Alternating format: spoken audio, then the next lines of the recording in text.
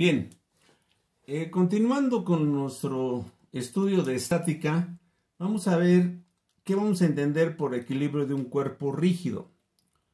Cuando un cuerpo rígido se encuentra en reposo o en equilibrio aún y cuando un conjunto de fuerzas actúa sobre él, es necesario analizar el equilibrio relativo de traslación, así como el de rotación. De aquí que las condiciones requeridas para que un cuerpo esté estático son: número 1, la suma de todas las fuerzas debe de ser 0. Eso me garantiza un equilibrio de traslación, que el cuerpo no se va a estar moviendo así, ni así, ni así, no se va a estar trasladando de un punto a otro. Dice sumatoria de fuerzas igual a 0. El segundo condicionamiento, la suma de todos los momentos con respecto a cualquier punto debe de ser 0.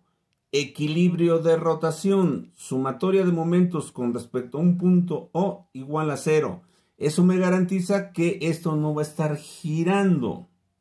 Ahora dice aquí, cuando todas las fuerzas están en el mismo plano, y acuérdense que nosotros trabajamos en un plano, las condiciones anteriores se reducen a 3 ecuaciones. Suma de fuerzas en X igual a 0, no hay movimiento en X. Suma de fuerzas en Y, no hay movimiento en Y. Suma de momentos igual a 0, no hay giro. Por lo tanto, estas son las 3 condiciones de equilibrio. Estas condiciones las debe de cumplir cualquier cuerpo de manera simultánea. Y ahorita vamos a ver cómo se calculan o cómo se aplican estas condiciones para calcular algunos elementos estructurales que se encuentren en reposo. Vemos entonces, por ejemplo, primero, página 23, problemas para resolver en clase. Los siguientes esquemas se encuentran en reposo, o sea, deben de cumplir las 3 condiciones. Sumatoria de fuerzas en X igual a 0, sumatoria de fuerzas en Y igual a 0 y sumatoria de momentos igual a 0. Dice, calcula las fuerzas de tensión o simplemente tensiones que soportan las cuerdas que sostienen a los cuerpos. Aquí tenemos un cuerpo que está sostenido por unas cuerdas. Le llaman tensión 1, tensión 2 y dice fuerza de tensión. Vamos a ver por qué le llaman fuerza de tensión. Imagínense, esta es una cuerda. Cuando se jala, la cuerda se tensa. Está sometiéndose a fuerzas de tensión. Se está estirando, se está tensando. Eso es lo que sucede aquí. Aquí este esquema me muestra que hay en el techo colgado una cuerda que le llamamos T1, otra cuerda T2 para llamarle fuerza de tensión 1 y fuerza de tensión 2. Y en este punto colgamos un peso de 125 newtons. Aquí nos dicen a qué ángulos están colgados. Este es otro ejemplo a diferentes ángulos, diferentes pesos, pero la forma de solucionar estos problemas es idéntica. O sea, no vamos a nosotros a decir cómo se resuelve este problema. Vamos a dar procedimientos generales para resolver este tipo de problemas. Y aquí nos está diciendo esto. Para resolver los problemas que se tienen de fuerzas que concurren en un punto, y vean, estos están concurriendo aquí en un punto. Aquí, esta tensión y el peso. El peso siempre es vertical y dirigido hacia abajo. Es una fuerza vertical y dirigida hacia abajo. Entonces tenemos 3 fuerzas. Dice, para resolver hay que seguir los siguientes pasos. Elaborar un diagrama de cuerpo libre del punto en que concurren las fuerzas. Este punto rojo que acabo de poner, vamos a hacer su diagrama de cuerpo libre. ¿Qué es el diagrama de cuerpo libre? Acuérdense, es poner el dibujito, o sea, en el punto, y dibujar todas las fuerzas que actúan sobre él. Dice, en ese punto, hacer coincidir el origen de un sistema de coordenadas cartesianas y así obtener un sistema de fuerzas. 3. Resolver el sistema de fuerzas obtenido por cualquiera de los siguientes métodos. Componentes rectangulares o triángulo cerrado. Ahora vean, otra vez, cuando yo estiro una cuerda, las fuerzas van en la dirección de la cuerda. Y también cuando tengo una barra que está siendo comprimida, la compresión está en la dirección de la barra también. Eso lo debemos de tener muy presente. Entonces, fíjense, voy a hacer el diagrama de cuerpo libre. Siguiendo los pasos que me están diciendo, ese punto lo pongo aquí. Y ahí lo hago coincidir con un sistema de coordenadas cartesianas, el origen, X, Y.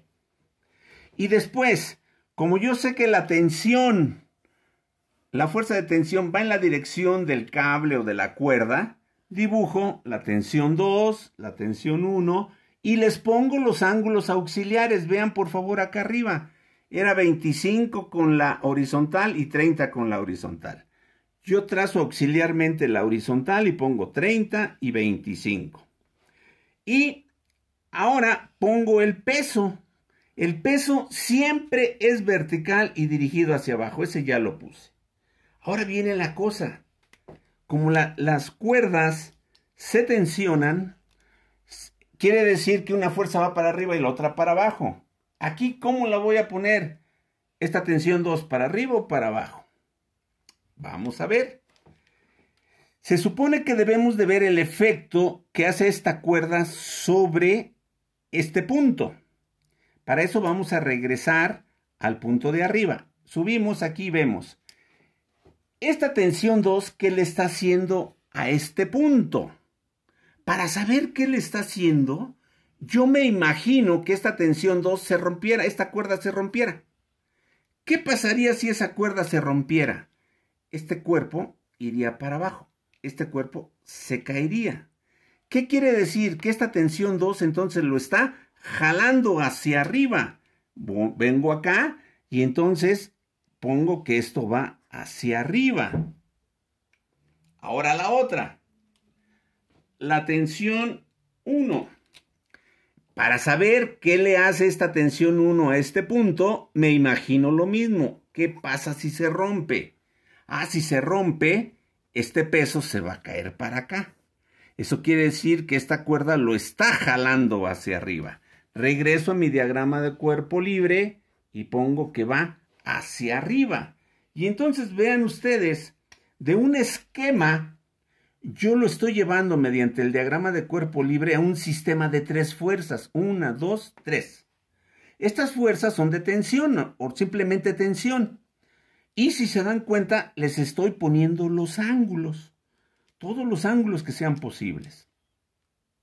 ¿Por qué? Porque me dice, ya que tienes este sistema, ahora resuelve el sistema por el método de componentes rectangulares y por método del triángulo cerrado. Pero, sea cual sea el método, yo debo de ver que mi sumatoria de fuerzas en X valga 0, mi sumatoria de fuerzas en Y valga 0 y mi sumatoria de momentos valga 0. Entonces vamos a ver cómo se resuelve este. Ya está este diagrama. Este otro diagrama es igual. Aquí vemos qué pasaría con esta si se rompe. Esto se cae, quiere decir que la tensión jala para arriba. Ahorita se la pongo.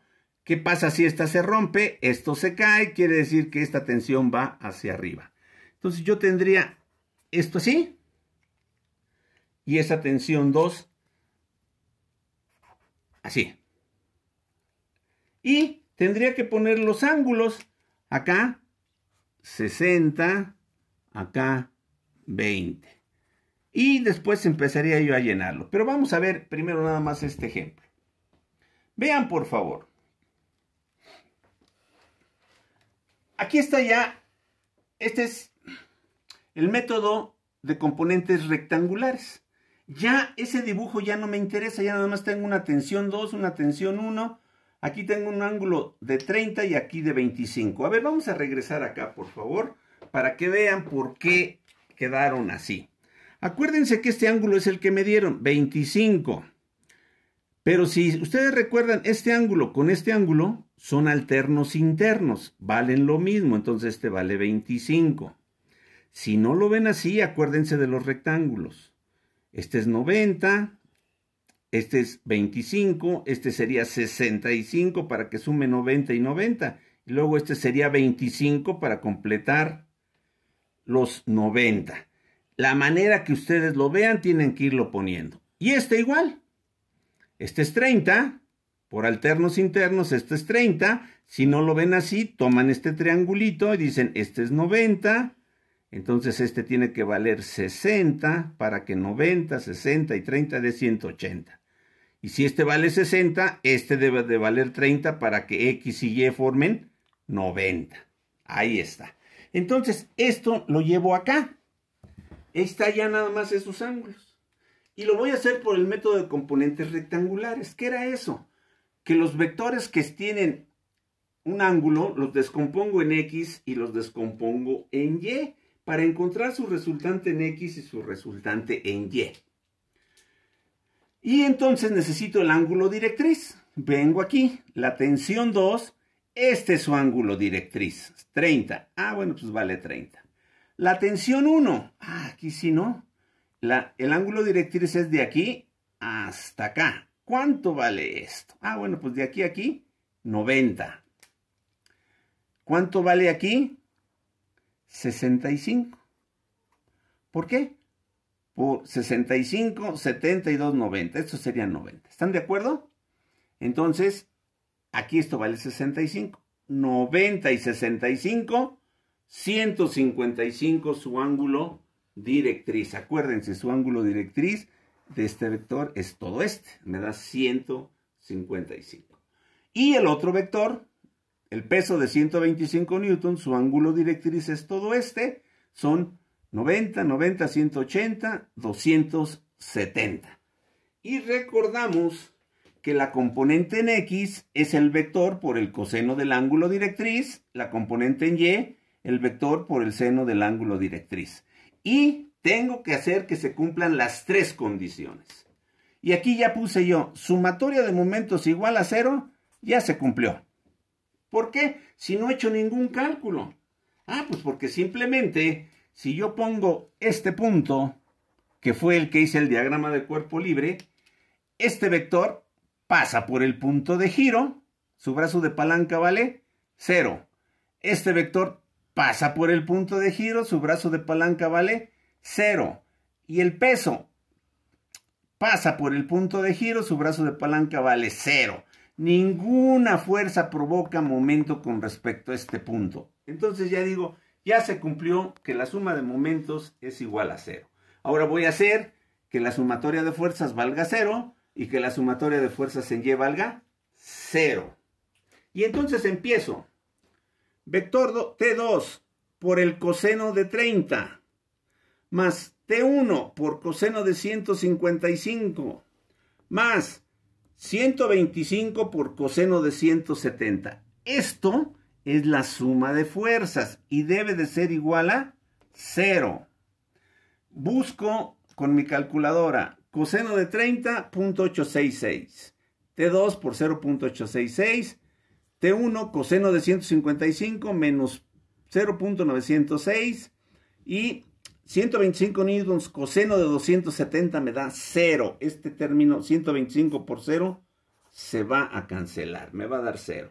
Y aquí nada más lo que hago es agruparlo. Primero el coeficiente 0.866 por T2. Y aquí más por menos me da menos 0.906 por T1 igual a 0. Y esto ya me dio una ecuación con dos incógnitas. Le llamo ecuación número 1.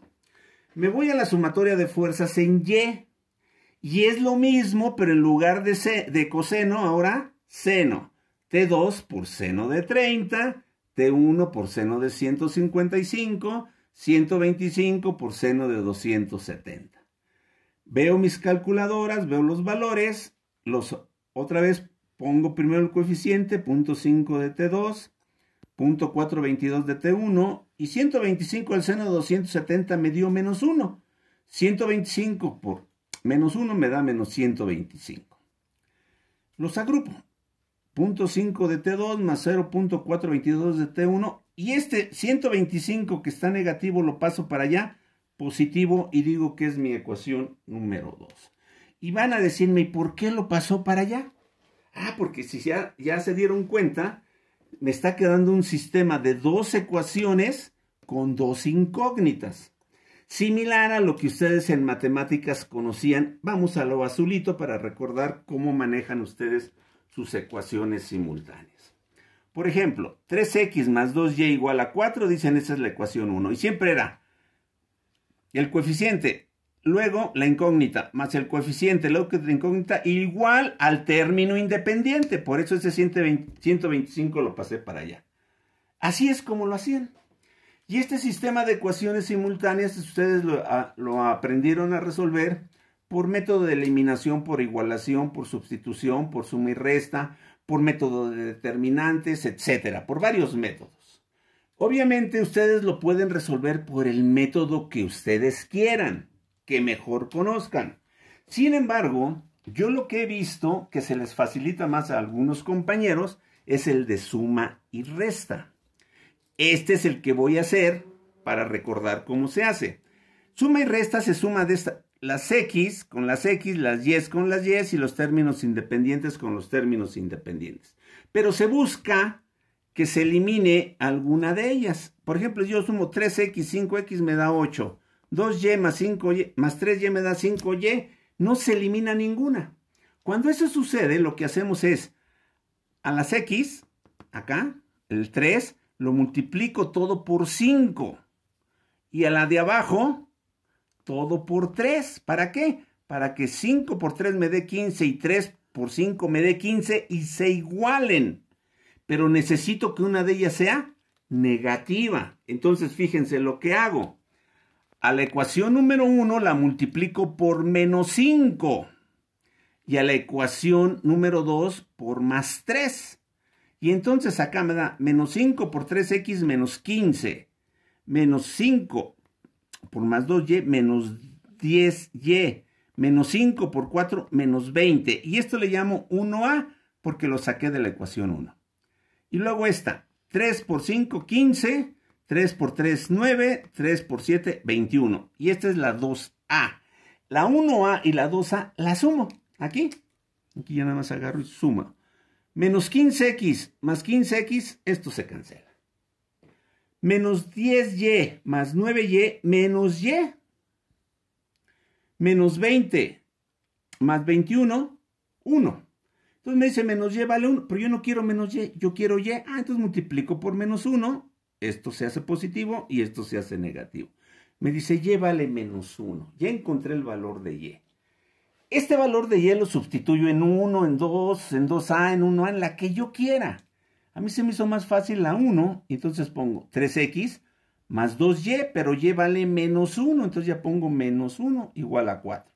3x más 2 por menos 1, menos 2 igual a 4. Este menos 2 pasa para allá sumando, 4 más 2, 6. 3x igual a 6, x igual a 6 entre 3, x igual a 2. Y ya obtuvimos el valor de y y de x.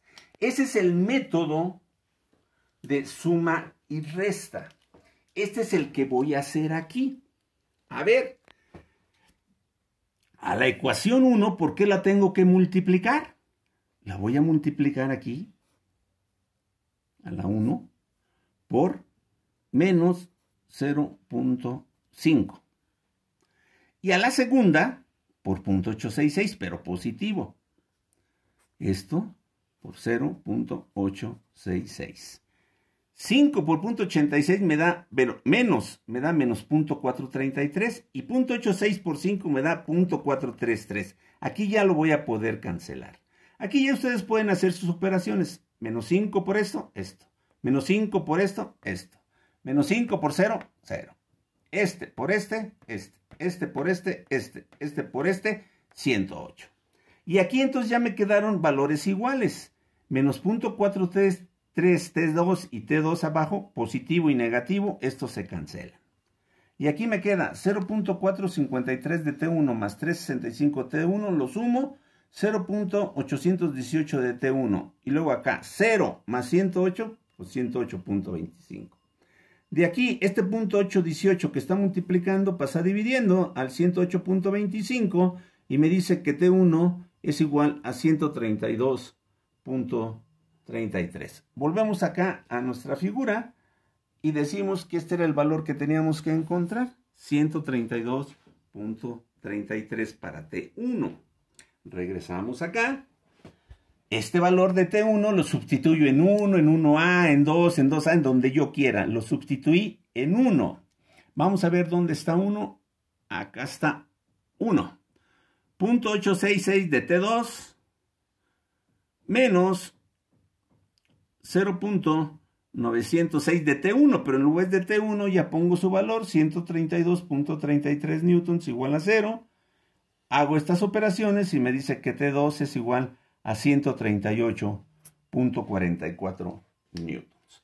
Estos son los valores que deben de soportar esos cables, cuerdas, cadenas, lo que sea, para que este sistema se encuentre en reposo, porque hicimos que la suma de fuerzas en X fuera igual a 0, la suma de fuerzas igual a 0, y les dije que la suma de momentos se cumplía, no necesitábamos ni analizarla.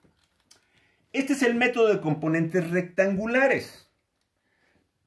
Vamos a ver el método del triángulo, que dice aquí, triángulo cerrado. Método del triángulo cerrado. Ok. A ver, cuando nosotros sumábamos vectores, yo decía, este es el vector 1, donde termina 1 pongo el 2, donde termina el otro pongo el 3, y donde termina pongo el 4, y la resultante era de donde empecé a donde llegué. Cuando son 3 vectores, ¿qué pasa si tengo un vector 1 aquí, un vector 2 aquí y un vector 3 aquí? ¿Cuál sería la resultante? De donde empecé a donde terminé. Pero ¿qué pasa si este se cierra? ¿Cuánto vale la resultante? Pues desde donde empecé a donde terminé, pues llegué al mismo punto, la resultante vale 0. Entonces, cuando nosotros con 3 fuerzas formamos un triángulo cerrado, estamos diciendo que la resultante vale 0. Y si la resultante vale 0, acuérdense que la resultante es resultante en x al cuadrado, resultante en y al cuadrado. Si esto vale 0, pues quiere decir que estas también valen 0. Entonces, vamos acá arriba, por favor, hasta nuestro diagrama de cuerpo libre. Con estas fuerzas yo voy a jugar y voy a cerrarlas a un triángulo. Y aquí viene, ustedes ponen la primera, la que quieran, pero siempre van a cerrar con el peso. Entonces, fíjense, agarro tensión 2 a los 30 grados que tenía en mi diagrama. Donde termina T2, dibujo un sistema de coordenadas X, Y auxiliar y ahí trazo T1, que si vemos tenía un ángulo de 25 aquí. Vean. Entonces lo trazo aquí igualito. T1. Y como no sé sus valores, los pongo de determinado tamaño, pero para que cierre con el peso que siempre es vertical y dirigido hacia abajo. Ahí ya está eso cerrado.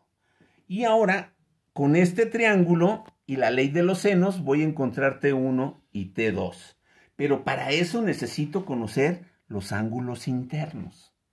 Vamos a ver.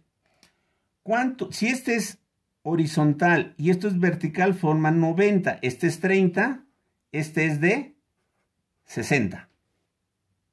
¿De acuerdo? Ahora, fíjense, si este es de 90, este es 90, este es 60, 90 y 60, 150. Este pequeñito debe de valer 30. Y esto también lo podrían haber visto porque este y este son iguales, alternos internos. De tal manera que este, en su totalidad, es de 55. Entonces ya tenemos uno de 60, uno de 55, el otro tiene que ser de 65 para que nos forme los 180 grados. Y ahora aplico la ley de los senos. Acuérdense, este lado del triángulo, 125 newtons, es al seno de su ángulo opuesto, que resultó ser de 55. Acá pongo 125 newtons es al seno de 55. Como T1 es al seno de su ángulo opuesto. Su ángulo opuesto es 60. De aquí despejo T1. Seno de 60 pasa multiplicando. Hago la operación y me da 132.15 newtons. Contra 132.33. Tenemos una variación de 0.18 centésimas. Esos son por las funciones senos y todo eso. Esa es la diferencia. Pero el problema está idéntico. Y ahora voy a T2. T2 es al seno de su ángulo opuesto. T2 es al seno de 65, como 125 es al seno de 55. Este pasa multiplicando, hago las operaciones y me da 138.29. Que acá me daba 138.44. Otra vez tenemos una diferencia de algunas centésimas. Eso no me preocupa. ¿Por qué hay diferencias? Pues porque el seno y el coseno, aquí nada más tomé 0.866. Si ustedes saben, si le dan coseno de 30, les va a dar 0.866 y un número más de números. Entonces, cuando trabajamos con hasta milésimas, pues nos da un valor. Si trabajo con décimas, me va a variar otro poquito, etc. Pero esto es la manera de resolver estos problemas. Todos se resuelven así. De tal manera que este otro se resuelve igualito, ya sea por el método de componentes rectangulares o el método del triángulo. Bien, aplicamos la ley de los senos, pero para que no haya confusión, vamos a recordar la ley de los senos. Aquí, recuerden que para un triángulo cualquiera, para cualquier triángulo, un triángulo está constituido de tres lados, que yo he llamado aquí A, B y C, y sus ángulos internos, alfa, beta y gamma. La ley de los senos me dice que la relación que existe entre el lado A y el seno de su ángulo opuesto es igual a la relación del lado B entre el seno de su ángulo opuesto y es igual a la relación de C entre el seno de su ángulo opuesto. Cuando hablo de ángulos opuestos, acuérdense, les he dicho alfa, lo bisecto, y llega a B. Entonces B, su ángulo opuesto es alfa. Si este gamma yo lo bisecto, llego a A. Entonces A, su ángulo opuesto es gamma. Y si beta lo bisecto, llego a C. Entonces C, su ángulo opuesto es beta. Por eso aquí digo A es al seno de gamma, de su ángulo opuesto, como B es al seno de alfa, su ángulo opuesto, como C es al seno de beta. Recuerden eso. Eso es lo que acabamos de hacer en el triángulo del método que vimos para resolver tensión 1 y tensión 2. Seguimos en contacto.